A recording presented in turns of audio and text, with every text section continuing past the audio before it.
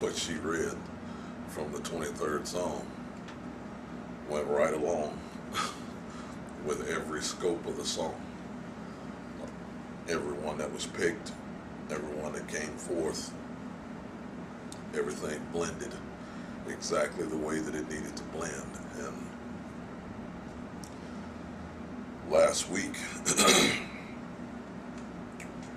we concluded with the fact of, first off, blessing everybody's hands that was here.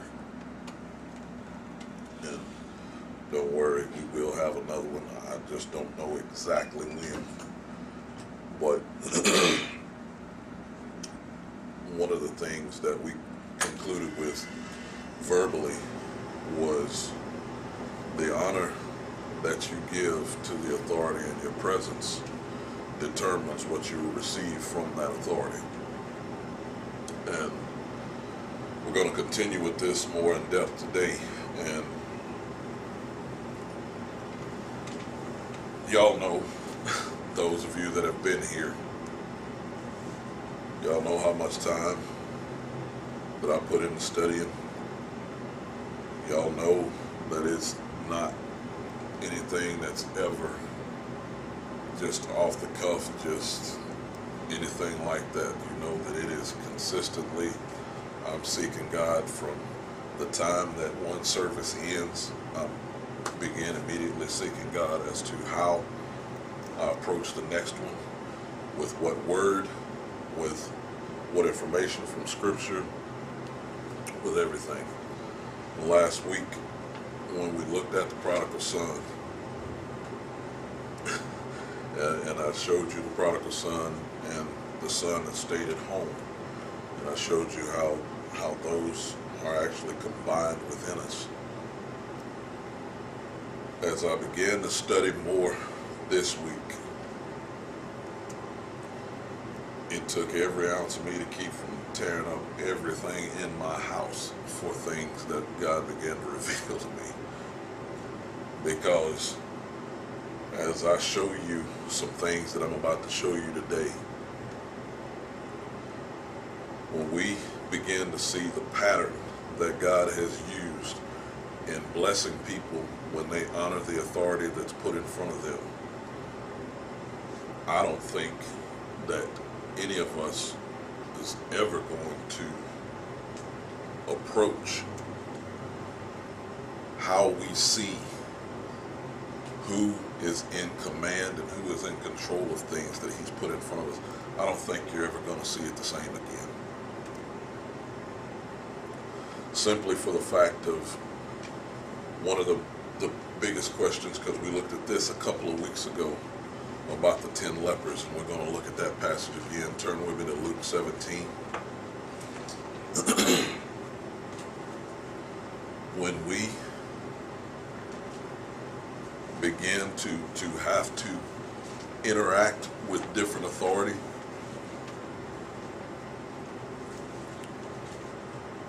what we want to do is we want to make sure that we're getting everything out of that we can get. We want to make sure that when God is putting us in position with other people, we got to make sure we're releasing everything we release that we're supposed to release, so that we can be given in return everything that we're supposed to be receiving back from who we've committed to in authority. Brother Quincy, could you close that door for me? What we've got to make sure of is that who we've been placed in front of, we give them the proper authority. We give them the proper honor. And we've got to understand that we have some authority that they're to surrender to us as well. So that exchange is what's going to make the difference. Because if we don't make the exchange, it ends up being a one-way street. And there ain't nothing about heaven that's one way. He says, you give me the worship, I'll give you my presence. You honor me with your giving, I'll open up the windows of heaven for you. It's an exchange every time. And what he's trying to show us is, he said, I've given each of you, each individual, I've given each of you a specific gift that has an abundance of authority in it.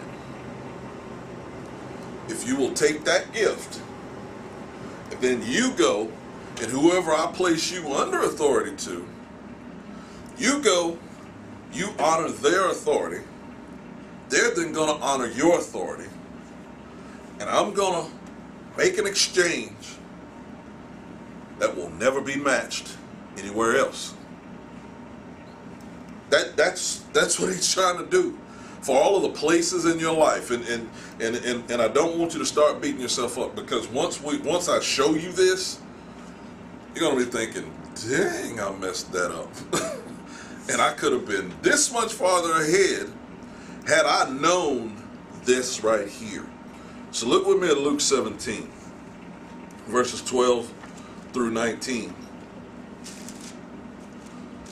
It says this.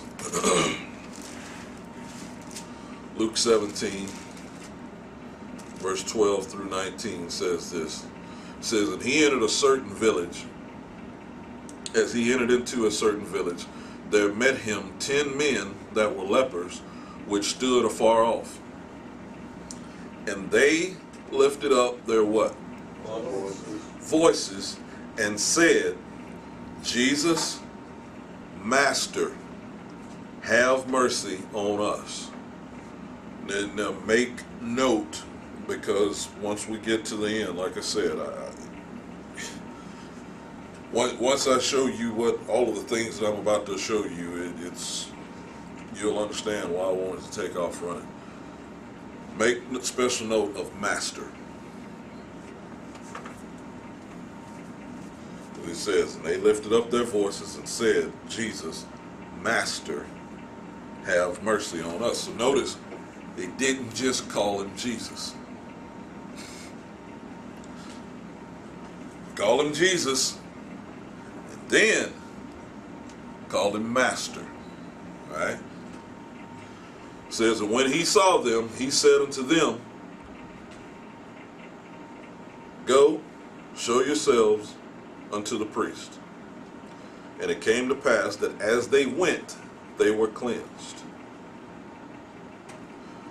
So they asked for what? They asked the Master for what? Like what? Look at what exactly what it says in verse 13. They asked the Master for mercy. Watch. They ask a Master for mercy,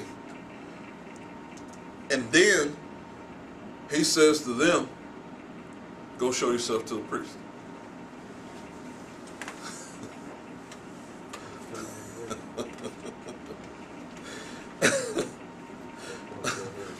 Have mercy on us. Okay, go show yourself to the priest.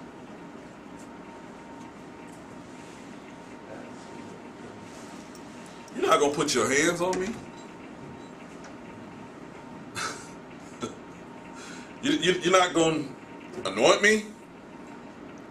You're not going to touch me? Dip me in a vat of oil? You're not. Just go show myself to the priest. We're asking you for mercy. We got the skin disease that we have to stay afar off. We can't even interact with anybody. We ask you for mercy, and you tell us to go show ourselves to the priest. What does that have to do? This right here. What does that have to do with my problem that I'm having?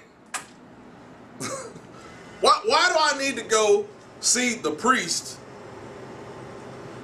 I've been seeing this priest. See, he didn't have to break down where to go see the priest. So that means it's somebody that they're familiar with. This is somebody that they're familiar with. You